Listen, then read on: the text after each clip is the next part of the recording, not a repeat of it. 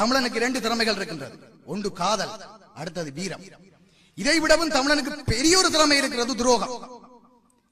இந்த துரோகம் என்ற அந்த திறமை என்றது தமிழனிடம் இல்லாவிட்டிருந்தால் எங்களுடைய தமிழன் சொல்லுவார்கள், கடாரம் வென்ற சோழன் அவன், கப்பலில் சென்ற கடல் இதுதான் என்று.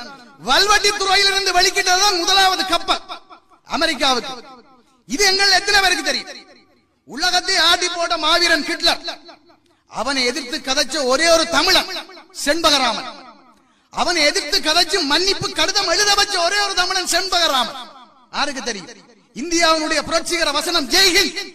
அதை உருவாக்கினது சுபாஷ் சந்திர போஸ் எல்லாரும் நினைச்சு கொண்டிருக்கிறார். அதை உருவாக்கினது தமிழன் செண்பகராமன். ஹிட்லரை எதிர்த்து கதைச்சு மன்னிப்பு கேட்க வச்சதால நஞ்சூட்டி கொல்லப்பட்டவன் அந்த செண்பகராமன். இப்படியான வரலாறுகள் அடங்கி இருக்குது.